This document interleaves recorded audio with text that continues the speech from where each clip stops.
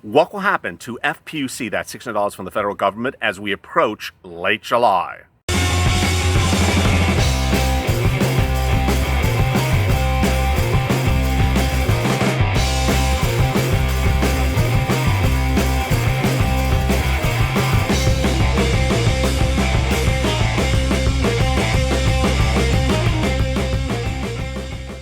Hey everybody, this is LALATE with a second stimulus check and stimulus package update for today, our third of four stimulus check updates. Earlier today, we detailed in our first video the importance of understanding how to receive a second stimulus check if you are on SSDI, SSI, Social Security, and to ensure that you actually receive the check, the mechanisms to receiving the check.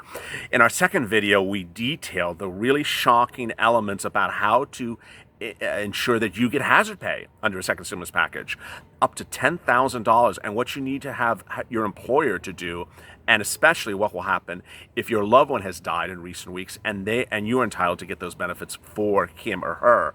Finally, later in our last video today on the second stimulus check videos, we are going to go over the new labor rates and the shocking spread of COVID-19 and how that's impacting the bottom line.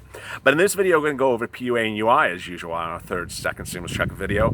What I want to go over with you is a recap of the ability for you to qualify for PUA and UI, what you need to do if you're an Uber or Lyft driver, and what's going to happen with FPUC, that's $600 from the federal government. Let's get first with that. As you know, FPUC is the $600 from the federal government, which is paid per week, established in the CARES Act. It pays from the month of March to the month of July.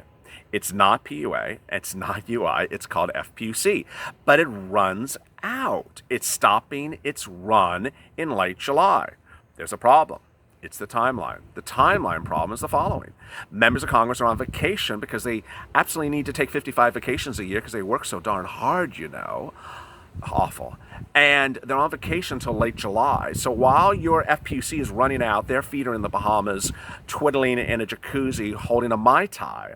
They come back, and then they only have a few weeks to extend FPUC and under a second stimulus package, which they have to adopt by August 8th, and I think they will adopt. But ultimately, there will be a short period of time, a couple of weeks, in which you may not get that $600 from the federal government if you're still impacted by COVID-19. So what should you think about and what should you do? Ultimately, this channel has always helped the viewers do things proactively ahead of time. I never like to have people react to the situation after the fact. So what I want to do is the following. I want to ensure that the viewers of this channel who qualify for FPUC, who qualify for PUA, and qualify for UI are on it and getting paid when the time that those lazy people come back from their vacation start to get back to work in late July in the House and Senate. And I want you to be teed up because ultimately this is the good news. The good news is that most states, when they are starting to pay you benefits for UI and PUA, route the payments generally within about 24 to 48 hours. So the problem is getting it to that stage. And I want you to get to that stage now as we sit here in June. So let's recap. First of all, who are you UI or are you PUA? When this channel launched 2 months ago, can you imagine it's only been 2 months ago? When this channel launched 2 months ago, the very first day, I did a PUA video explaining to everyone this new program that no one ever heard of called PUA, Pandemic Unemployment Assistance. Some of you are PUA, some of you are UI. Which one is for you and which one is not for you? First, UI is for people who work in an employee-employer situation. And this also is, when I say work, I also mean may have formerly worked or have been laid off. PUA is for people who are independent contractors or solo practitioners or own their own business. Now, the law says very clearly that PUA people must be ineligible for UI. So you cannot get PUA if you qualify for UI. It's as simple as that. Most states require you to apply for, as a PUA person, apply for UI and get a denial before you get PUA. Why? Because they want to tee it up. They require that denial for UI in order to get PUA. So if you're an Uber or Lyft driver, what happens? Here's the rub. Uber and Lyft drivers are PUA people. You're independent contractors. You don't get a W-2. You're not employees. You're treated as a W-9. Now, here's the catch. States are furious about that. They want to call you W-2s. They want to call you employees. California, the state is suing Uber and Lyft to call you W-2s. And what some states are doing, not necessarily in California, but what some states are doing is they are intentionally misclassifying you as UI. And you're watching this video, you're like, well, I'm clearly PUA. I'm an Uber Lyft driver. No, some states are intentionally misclassifying you as UI. So let me preempt that. So if you're an Uber Lyft driver, in your back of your mind, you should consider yourself as PUA. If your state is one of those states that is just screwing and wants to intentionally misclassify you, go ahead with it. Ultimately, what happens if you're in UI or PUA, the benefits are the same. The benefits are the same, and so the state wants to inherently misclassify you, and despite as much as you hit the ground saying you misclassified you, the benefits will be the same. So if they want to send you the benefits on the wrong classifications, let them do it. So you apply, and if you're a UI person, you get approval. If you're a PUA person, you get a denial of UI, and then you apply for PUA. Next, what happens next? Well, when you're in these portals, you'll see something like a claim tab or a claim bit, and it'll say claim approved. And it'll say, congratulations, your claim has been approved for PUA, or your claim has been approved for UI. Okay. I remember the very first week this channel launched, someone out in New York kept on saying, I'm approved, but I haven't seen any money. I'm approved, I haven't seen any money. I said, have you certified for benefits? What is that? Yeah, if you haven't done this before, it's very screwy. So let me explain to you what it means. It's different than a car accident. With a car accident, you call up your insurance company, you file a claim, and the claim is approved, and you get a check. Not in the case of UI or PUA. Once a claim is approved for PUA or a claim is approved for UI, you don't get a check. Why? Because then you have to do what is called certified for benefits on a weekly basis. What does certified for benefits means? Well, you have to go into the website and you got to click on a tab and says certified for benefits, and you have to go through each week and certify what happened. And if you answer the questions a certain way, that's correct. At the end, it'll say, thank you, processing. It may send you to the next week. So if you have a couple weeks, it'll do a couple weeks at a time. Ultimately, if you do it correctly, if you do it in a manner in which you are eligible, it'll say processing.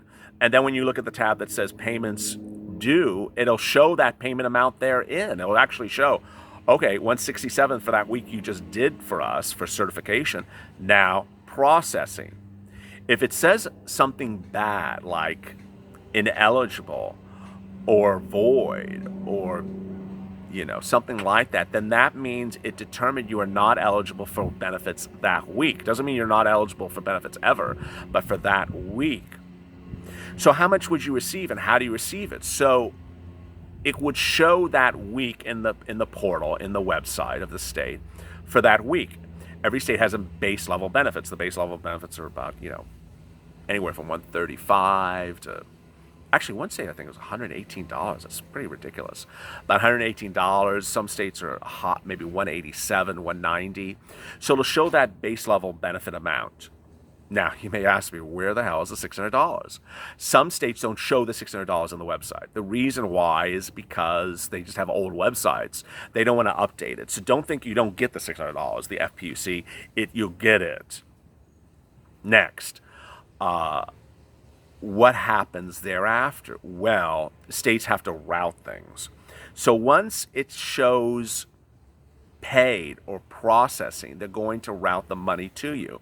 So if your state is one that does it by direct deposit, it could take a few weeks. If it's one that sends a debit card, it could take a couple weeks. Ultimately, usually it doesn't take that long to get the payment once it says paid or processing. That's the good news. And that's why it's important for a second stimulus package, because when FPUC expires and then hopefully is reinstated in late July, when members of Congress come back from sipping their Mai Tai in the Bahamas, then what will happen is you'll be able to go back in and get that $600 from the federal government.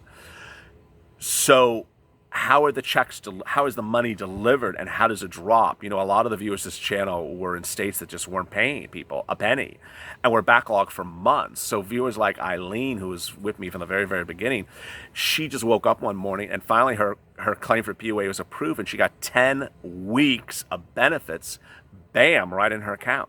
You can do the math. 10 weeks of benefits at $750, 167 plus 600, it's about $800 a week times 10 weeks, $8,000 in her account. Bam, one moment.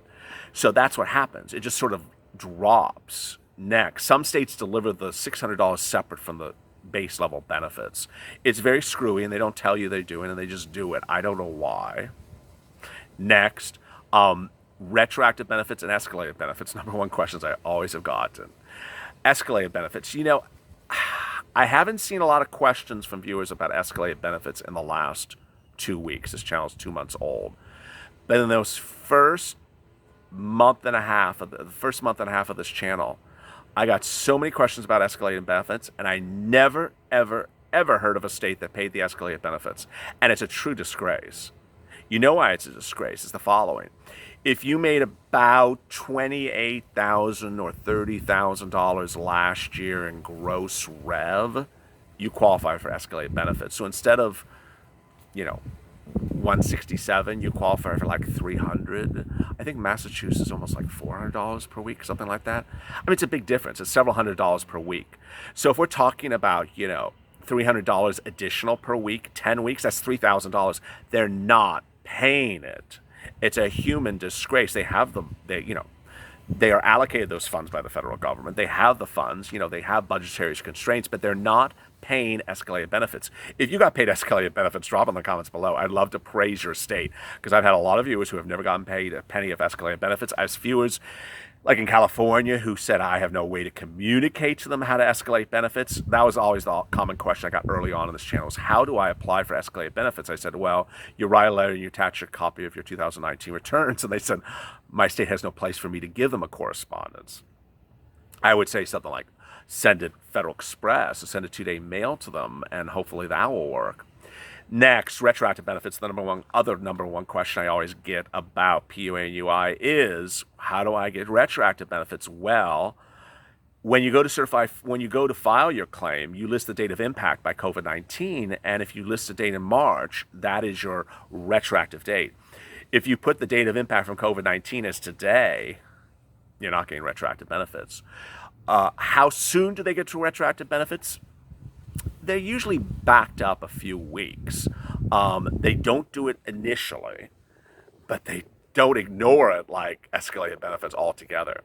Finally, in yesterday's video, we detailed a state assembly person here in California who is processing 50 cases a day for people in her small community in California who are not getting paid a penny for PUA and UI, and she said it's working. So if you are not getting paid PUA or UI from your state, do not contact your senator or House representative. Contact your state assembly person because they have a smaller number of people. They work directly with the state institutions, aka the state UI office, and they can escalate the matter for you. But if you have comments to today's video, as always, drop in the comments below and we may answer in tomorrow's recording. As always, stay with LA for more.